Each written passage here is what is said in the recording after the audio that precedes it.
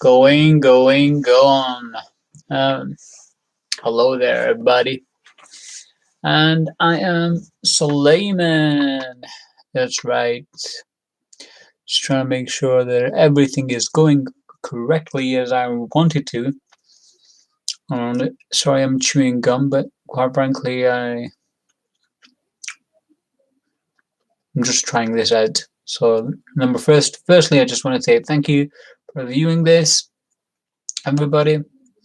I just wanted to get a few things off my chest, really, in regards to this UFC 249. What a great event it was! What a great event! I have to give hats off to UFC for putting on the card, but I have to give them no, I give them all the credit in the world. They invested a lot of money into this, and they ripped off WWE's playbook in terms of everything, in terms of their business model, in terms of streaming, etc., in terms of the way they promote things,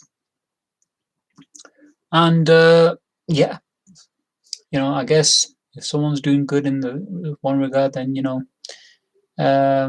copying is the best form of flattery, as they say, and give the UFC a lot of credit for putting on that particular card. It was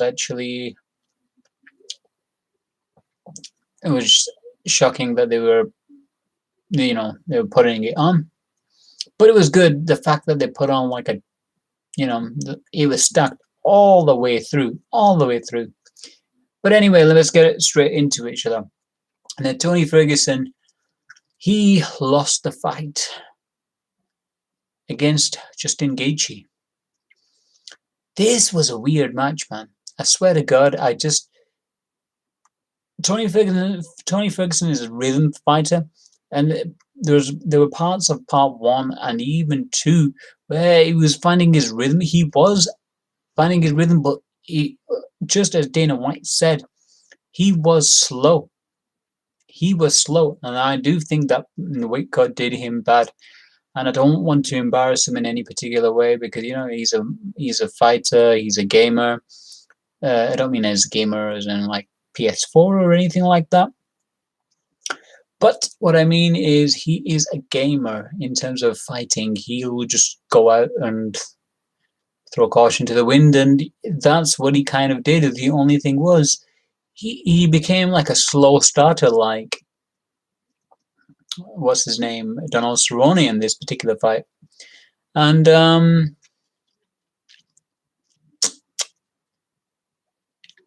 there were moments where he was capitalizing and he was doing good, but then when it came to round 3, 4, my gosh, after he knocked him, Gaethje, with an uppercut, which caught Gaethje, and basically, if Tony Ferguson had his game on, maybe he would have jumped in and tried to do like a Superman punch towards the floor and try to punch him, knock him out.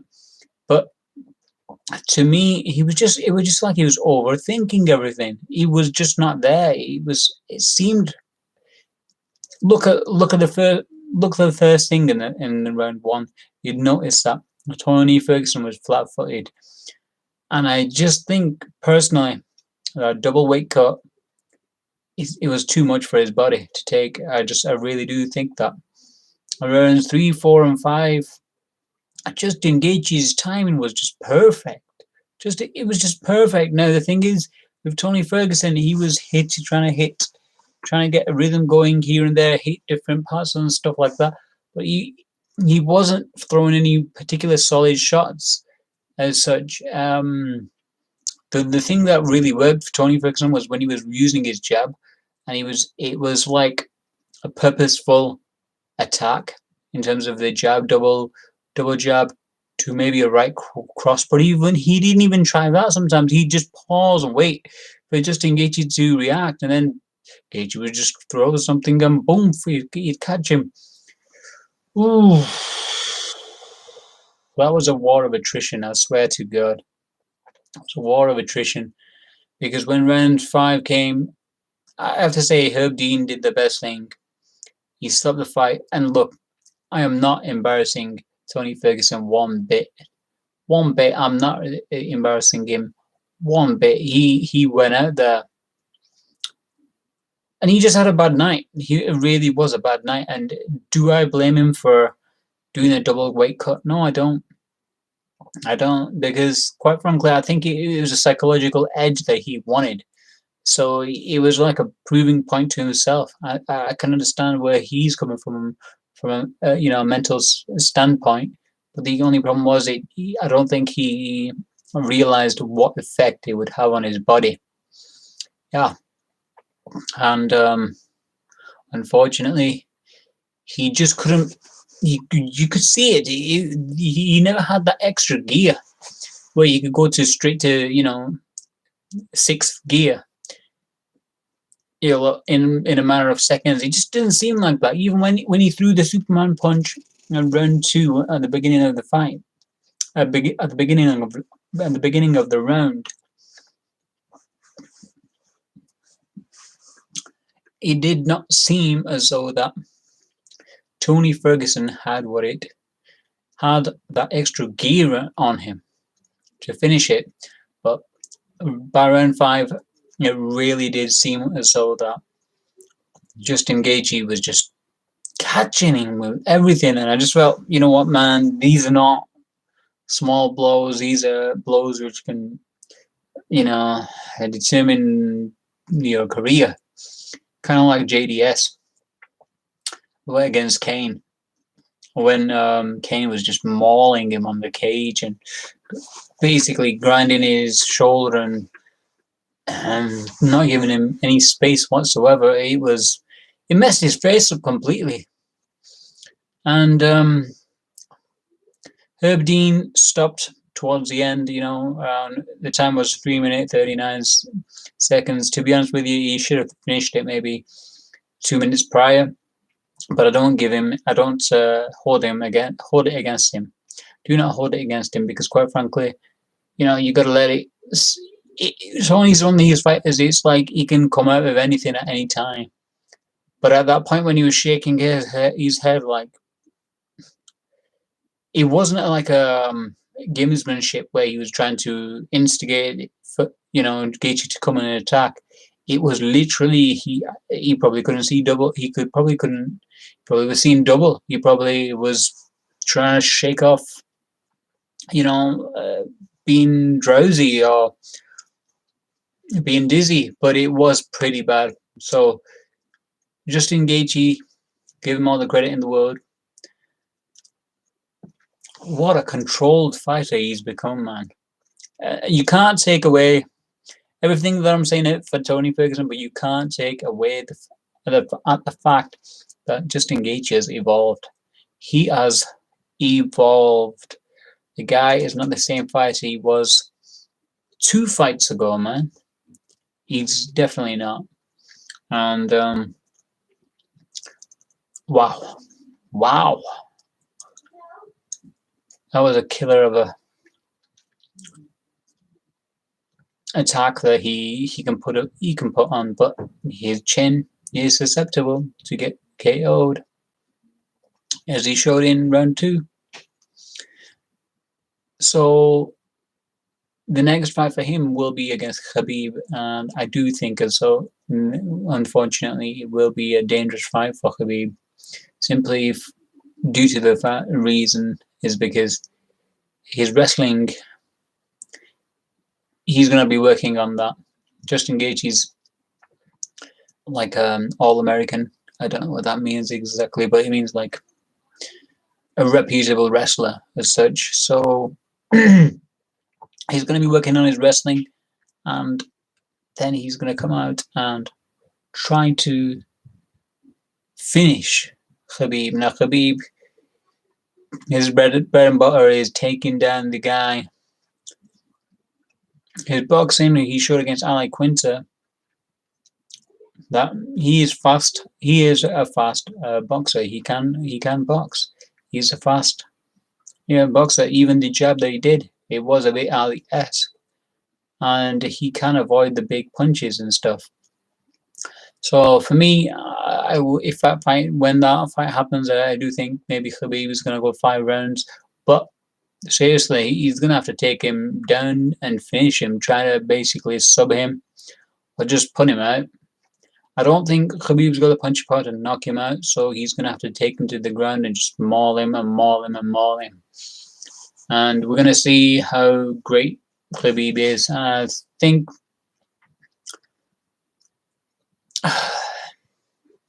Tony Ferguson did himself an injustice, really, by taking this fight. He shouldn't have taken it.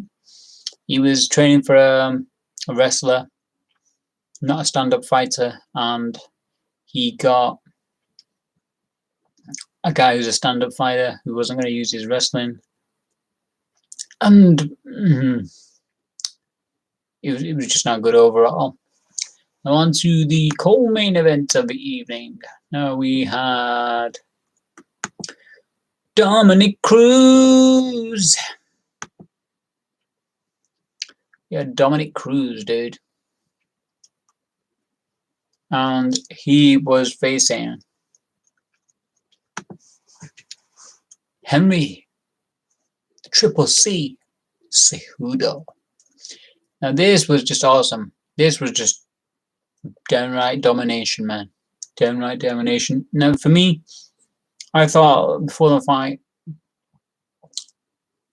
the best way to beat Dominic Cruz will be to stop his mobility, because Dominic Cruz just likes to dance around for 5 rounds, and that's what he likes to do. He loves to do that. The only thing I was worried about for Dominic Cruz is, you know what, Dominic Cruz, he has got a bit, he did look a bit big compared to Henry Cejudo, and looked like a very, not during his weight cut. During his weight cut, he looked bloody awful. But after his weight cut, it did look filled up, and it did look like he can come out and just throw it big time. You know what I mean? It did seem as though he could do that. And the thing is he did try.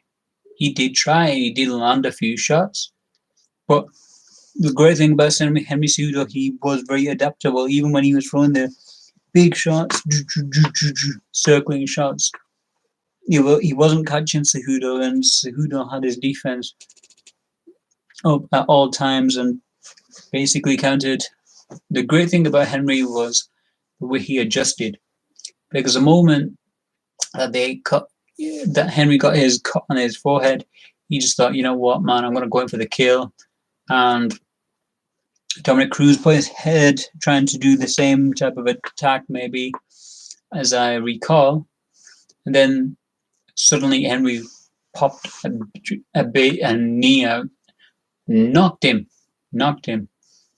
And then Henry just pounced on him. Now, the way it finished, when I first saw it, it didn't look, you know what, it was a good stoppage. Second time I saw it, you know what, Dominic Cruz does have a point. He should have maybe let it run a few more punches and see how things go. But overall, it was going in the wrong direction for Dominic at that particular point, and I think he would have ended in the third round for sure. I mean, he got caught with a straight right hand after the knee. Got caught properly, and he would have taken more and more punishment. And but yeah, I think there were only 12 seconds to the actual. Yeah, there were only like 12 seconds left to the actual round, and he got the victory at 4:58 of the second round. So was it fair? In a way, I would say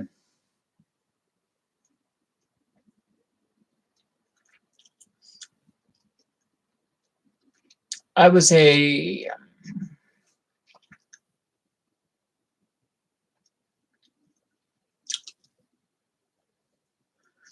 the speed of when I saw it, it did seem as though that it was appropriate. It did seem like that. But when you saw it in slow motion, it did seem as though it wasn't fair. And I would have to say that, you know what, it was appropriate. Henry Cejudo would have won that. I think Dominic Cruz, basically, he would have got finished in the third round. And I don't mean that in any disrespectful way to Dominic Cruz. I just think generally he was just one step ahead of him every way when he was chopping the legs down. He was chopping the legs down perfectly. And I felt as though that was perfect Henry Cejudo. It was just perfect. Chopping his legs down, getting him, and finishing him off. Now, Francis Ngannou versus Jairzinho Rozenstruik. Certainly his name is very, very appropriate in terms of being a killer. The only thing is, what was he thinking to... When I first heard what Rozenstruik said, he said, I'm going to go and try and knock him out. I was like, what? What? Say, what? Seriously? Have you not seen Francis Ngannou? And then I thought, you know what? Rozenstruik may have a point. I mean, he did beat, apparently, Alistair Overeem, so why not give it a shot? And, dude, when someone's coming bum rushing you like that, I just don't get why... Maybe it's his trainers, trainers thought, it's, 20 seconds, you can't say anything. I can't say... He just got bum rushed straight away, and Francis Ngannou just caught him with a left hook, which landed right on the button, and basically got him KO'd. It was maybe people classify it as a KO, TKO, but it was a KO in my eyes because he just went limp and went down. Now, Jeremy Stevens versus Calvin Kattar, and that was... Tell you one thing, Calvin Kattar is a great fighter, man. He is a great fighter. He times shots perfectly, and when he hits them perfectly as well. But only thing I would say is, man, he takes a lot of punishment himself. He tries to fight the right punch, tries to fight the right opportunity to throw the actual right strikes. The only thing is, in doing that, he got caught a lot. But I have to say, Jeremy Stevens came out guns blazing. Calvin Kattar, he didn't avoid avoid the shots. Instead, he just took a lot of them and tried to find the right timing to land the perfect shots, and boom, hit him with a straight right elbow to his face, and then threw some ground and pound, caught him with a left elbow, and that did the job. Tell you one thing, that Calvin Kattar is definitely a great fight. I'll tell you what, I thought, at one point I thought Jeremy Stevens was going to win the fight, and I thought to myself, you know what, this is another fighter who's actually going to win by not making weight again. So what's the point of making weight? And luckily for this time, it didn't happen. And 30% of the wage was given to Calvin Kattar. And you know what I think you should do? They should have a bigger penalty. They should give 70% of the purse to the opposition. Because what if Calvin Kattar would have won? Would have lost? Then what? And Jeremy Stevens would have gone, hey, you know what? I'm not going to weight cut. I'm just going to lose 30% of my wage and then just get my win bonus as well. Why not? Hey. Now, Greg Hardy versus Jorgen De Castro. It was a three-round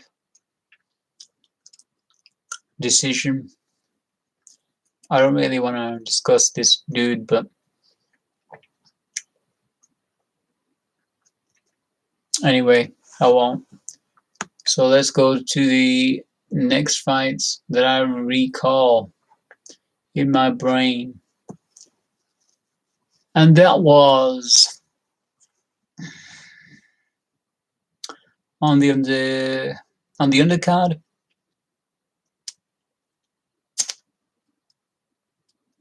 Nothing much was there. I mean, the only thing which was interesting, I felt, I mean, they're all pretty good fights, but um, Luke did a great job. Only thing is his defense. He just threw caution to the wind and just kept on going. As far as Anthony Pettis and Donald Cerrone are concerned,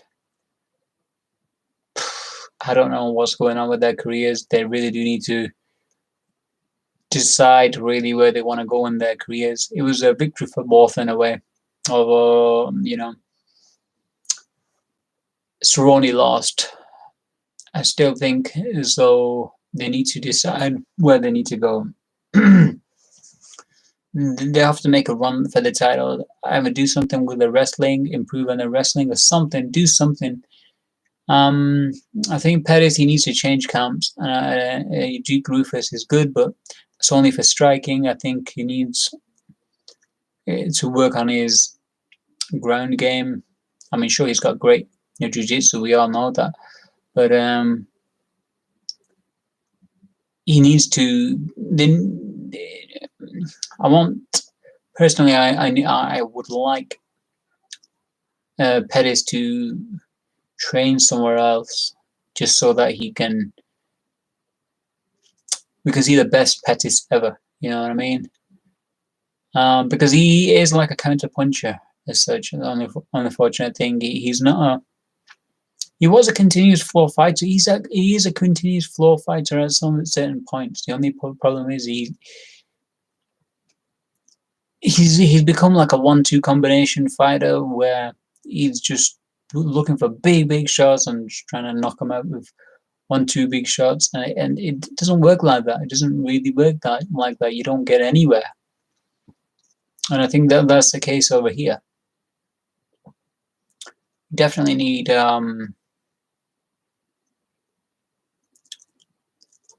Pettis definitely needs a new trainer for sure.